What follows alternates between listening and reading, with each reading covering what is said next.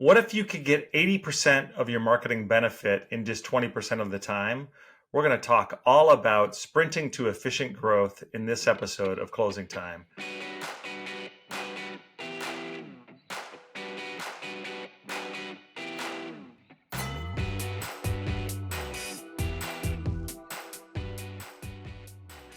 Hi, welcome to Closing Time, the show for go-to-market leaders. My name is Chip House. I'm the CMO here at Insightly CRM. And today I'm excited to be joined by Brendan Hufford, who's a B2B SaaS and marketing expert and founder of Growth Sprints. Welcome to Closing Time, Brendan. Thanks so much for having me, Chip. I'm really excited about this. Yeah, and Happy New Year, by the way. Good to see you. And so I've been kind of engaged silently with your LinkedIn content. I've been a silent newsletter subscriber for a while. And I've been compelled by this idea of growth sprints. And so can you just, in your own words, just talk about why you founded Growth Sprints and what it means to you? Yeah, I remember it was roughly 2018, 2019, and I was working at a small web design agency. I was the director of SEO at the small web design agency here in Chicago, and I had just gotten fired by a client that day. They were like, hey, we're not going to work with you anymore. They sent the breakup email. And I thought to myself, I was on the train ride home and I was like, they're all going to churn. Every client is going to fire me. We are on retainer. We're a marketing retainer. Like we do web design up front and then we try to keep them on for marketing retainers. Chip, on a long enough timeline, every client was going to fire me. That's the only way the relationship could end. So I was like, that feels like a broken model. And it also hurt the relationships because a lot of these agencies, they work with you, they sell you a 6 or 12 month retainer. And then, they're like, it gets sour around month 10 because they didn't have a plan. They'll sell you a 12-month retainer, but they can't tell you what they're going to do in month 8. They're like, we'll be busy. And you're like, that sounds weird. So I was like, all right, cool. / insufficient. Yeah, I don't know what you're doing, right? It's so silly. Or then, I'd also been inside of agencies. So I went from that web design agency to a B2B SaaS marketing agency. And then I was in-house and was on the other side of it, work getting sold to by agencies. And I was this whole time just growing this fire in me of this sucks. And when I was in-house at the web design agency, we really got into design sprints. And this guy named Jake Knapp kind of coined this and wrote a book about it. So instead of just dripping things out to you the way most workers do, here's my weekly, I call it checkbox marketing, right? Here's my weekly blog and my monthly webinar and my weekly email. You just do things on a cadence and the quality is garbage as long as we get it out the door. We check the box. And I was like, I'm going to do it differently. I'm going to say here's 20 things I want to accomplish and I will work on each of them until they're done. And what I realized was this was a better way to work. Not only did we get things done, but I think marketing lives and dies by momentum. And when you're dripping stuff out 2 a week, 1 a month, or whatever cadence things are, there's no momentum. It's just, I'm going to drip. It's just a dripping faucet forever, right? And it's well, if I'm going to take a drink of water, I can't just have a dripping faucet forever. So what's awesome is we finish a sprint, whether I did this in-house and then also now I do it with growth sprints. That's why it's called that. When we finish, we double overhand high five. We're really happy we're finished with a thing. And then we take that momentum, we roll it into the next thing. And then we finish that. And then eventually, Chip, spoiler, we're done. You don't need to be on retainer for most things. I think a big piece of this is I just give you the plan and then you should be able to run with it, right? If you're dependent on me forever, I haven't done my job. And that was a big piece of wanting to go out and start something like Growth Sprints. Most marketers this year, certainly the last couple of years, maybe, have started to deal with smaller budgets, and 2024 is looking up, by the way, but last year's been tough. And so most people are looking to how do they get more efficient with their team? How can they leverage some of the benefits that you've seen on the growth sprint side? And what would be the top 3 things that you would recommend, Brendan, that marketers look at if they want to, quote unquote, sprint to more efficient growth? So I think it's really easy to get caught up in tactics here. And most of the people would answer that question of I think you need to do SEO and you need to do an email newsletter and you need to do whatever. I disagree with that take on things. I think me recommending you the top 3 tactics feels good, right? Like we love that stuff on LinkedIn. Like, the reason we all love copywriting advice, like it feels very actionable. Like, give me a swipe file, give me some hacks. I think at the core of it, if you do not, like, you either have money or time. And if you don't have either, right? If you're super busy, you're already working at 110% capacity and you don't have money, something is wrong. And it's probably not something's wrong at the business level. We're busier than we've ever been. And every month the numbers are down, or every month we're missing projections. And I think most marketers, especially in-house, you want 2 things. You want to be proud of the work you're doing. You want to be able to show your friends, hey, look at this cool marketing stuff that I'm doing. And then you want to be proud of it. And then you also want to have impact. If you want to have both of those things, you want to be proud of it and have impact, there's a couple pieces. I'll give you 3 kind of quick bullet points. Number 1, every think boy on LinkedIn tells you to talk to customers. I can tell you, I've seen inside a ton of companies, marketing should, we live and die in marketing by momentum, yes, but also by our proximity to the customer. And yet, success is closer to the customer than us. Sales is closer to the customer. Support is closer to the customer. Product is closer to the customer. We are the farthest organization. If we did a deep dive into so many companies, I guarantee we'd see this. Marketing is the furthest away from the customer. If you want to figure out how to talk to customers, I already know the objections. I asked my company if I could talk to customers, and they said, we already send too much information to customers. We're bugging them too much. They don't want to talk to marketing. No problem. Form your own customer advisory board. And what you're trying to do is just ask them questions. It's the same jobs to be done type of questions that you would ask. We're looking for qualitative things. We're looking for those events of what happened? Why were they interested in this? What did they tried before? All of that sort of stuff. My buddy Ryan Paul Gibson from Content Lift has a really amazing free article of all these questions you can ask customers.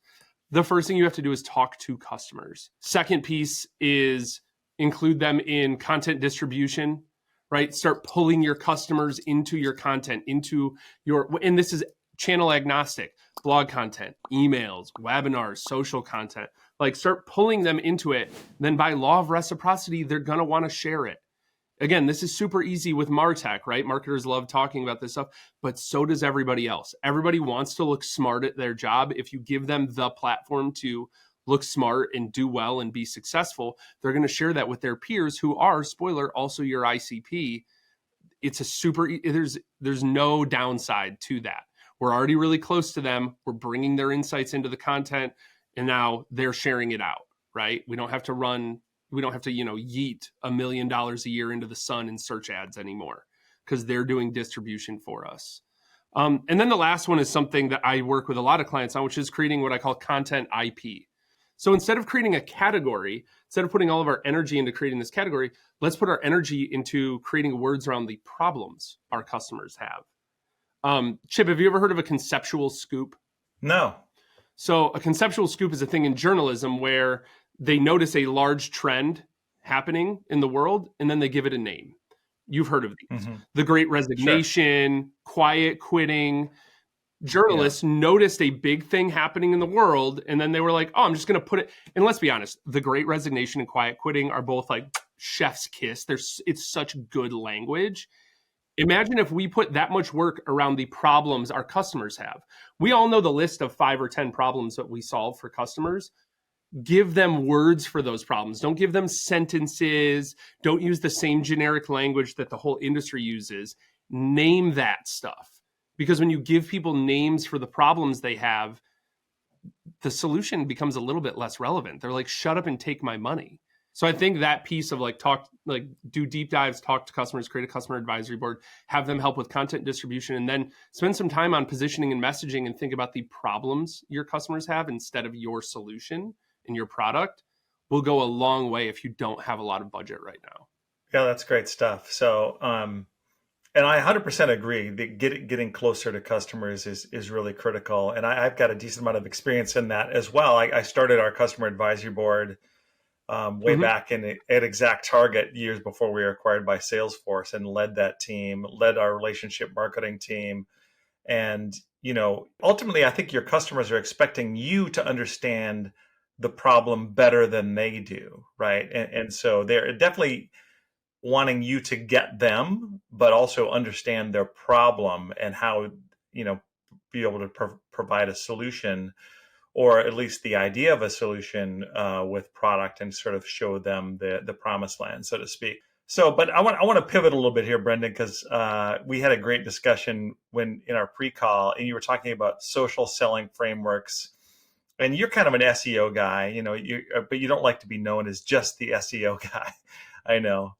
And you talked about on LinkedIn when you were starting to produce what you called kind of a geek out type content, and all of the SEO people were engaging with it, but you really were not reaching outside of that. You were not making an impact with the problem that maybe your customers or potential customers had. So with your content, how do you make that shift from geek out content to value added content? So when it comes to social selling, I think you have to build an audience of customers.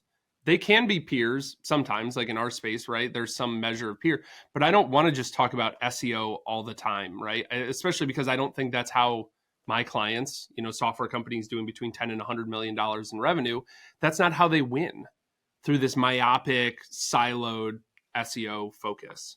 So I started talking about more than that. And that was really a breakthrough for me. Like when I look at my pipeline and what I've built for myself, like half of my revenue comes from people saying, I found you first on LinkedIn. And I think more people are kind of waking up to the power of that.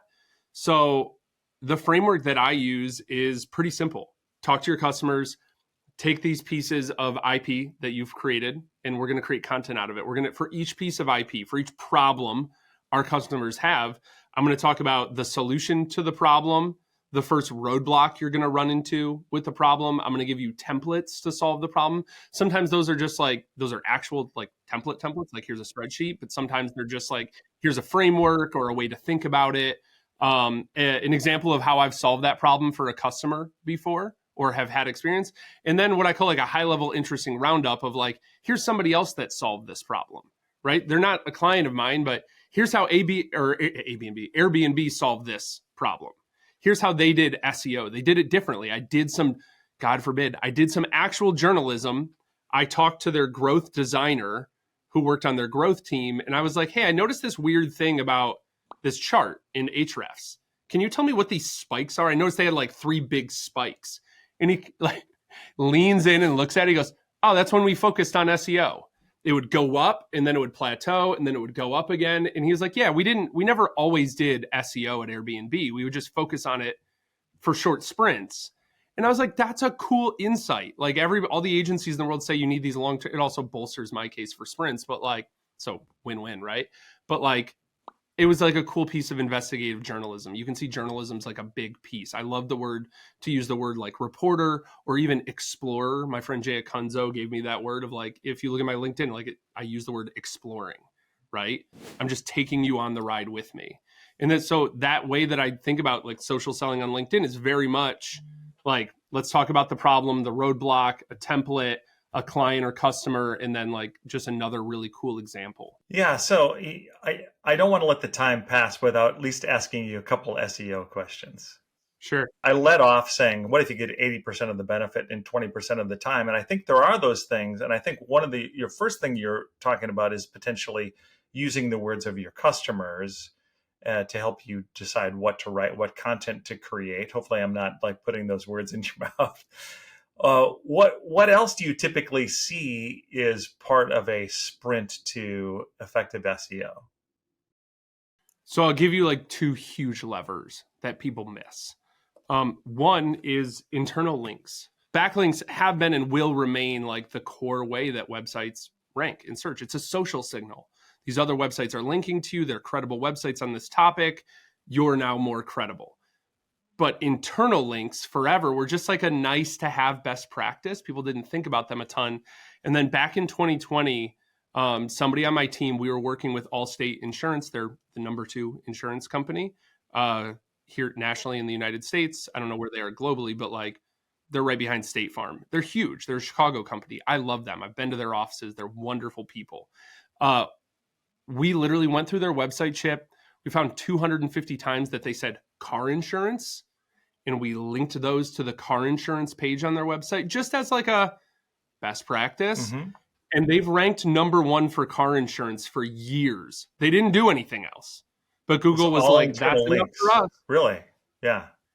250 internal links. And that might sound like a lot, but like when you have as many pages as they do, it's not a ton. Yeah, they've ranked, and like it might change based on localization and stuff in search, but nationally they rank #1 for car insurance and have for years. And I'm like, what's that worth? Hundreds of millions of dollars to them? Maybe billions. From something that's like just like a simple stuff. If you have to pull, a rabbit out of a hat in any given quarter, do that. Fix your internal links. The other piece of it, I think, is thinking about search intent. This is a symptom of, again, checkbox marketing, where marketers don't have enough time to just think. It's just produce, make. But if the next time you're creating something and you want to use SEO as a distribution channel, which is all that it is, content should do 3 or more things for the business, right? It should be able to be emailed out to customers. It should be able to be used as sales enablement. It should be able to use for like all these different use cases. If SEO is your only use case, like rethink what you're doing. But spend time going, if I was Googling this, I've talked to a bunch of customers. All these things have already happened. I have a good foundation of like what the jobs to be done is for my customers and how I can actually help them, what they really care about as humans. If they were Googling this phrase, what the heck do they want on the page? Because it's not just what the SEO tools tell you they want. It's not for a long time, search intent, they were like, it's transactional, navigational. This is a model Rand Fishkin created like 15 years ago. I love Rand. I work with him at SparkToro. It's not the model for how search intent is. Just like, be a copywriter, be a journalist, and go, what do they actually want? Get in their heads a little bit, and then be like, okay, cool. This seems to be like it's a how-to. All the articles are how-to or what is or whatever. Yeah, but what do they really want? Can I give you an example? For sure. Yeah. If you Google, I'll do it live along with us here. You can do it along live at home too. Google digital marketing skills. Like Google that phrase, and you'll see some ads, and then there'll be like a list from Google. But if you look at the search results, I'm gonna read the search results to you, Chip. 10 essential skills every digital marketer needs to know. 15 top skills for a digital marketing expert. Top 7 skills. 16 skills. Top 6 skills. Top 14 skills. Top 8 essential digital marketing skills. 9 essential. Does anybody actually want a listicle? I don't think anybody wants a listicle. So I spent some time thinking about it, and I looked at the autocomplete in Google. And the autocomplete is digital marketing skills in demand, resume to learn, list course needed to put on a resume, and then usually the year, like digital marketing skills 2023. Chip, these are people that want to learn digital marketing to change their lives. Yeah, so that's the search intent. It's the anti-listicle, right? It's like more it's detailed. Yeah. So if your article, Chip, was like the one digital marketing skill that saved my life or like changed my career, that's the real intent there. Is not just give me 50. And also, if you open any of those articles, they're so bad. Like they're like, one of the skills is how to talk to people. And you're like, no crap. Like, are you kidding me? They're so vapid and bad. But if I wrote that article, Chip, and I'm like, hey, I was a teacher making $35,000 a year, 10 years into my career. I had a couple kids. I was wondering how we were going to pay bills, and I didn't want to be a principal, and I was freaked out. But I learned these 3 digital marketing skills, and now I make 10x what I used to make as a teacher. That's a hell of a hook. Yeah. Because that's the actual intent behind the search. But you only figure that out by spending 30 minutes. And if you don't have the 30 minutes because you're so caught up in producing, you're never going to get that. Now, that's an actual helpful article that'll get shared on social. People will email that to each other. They'll back channel DM it to each other. And it'll rank #1 in search because it matches the intent best.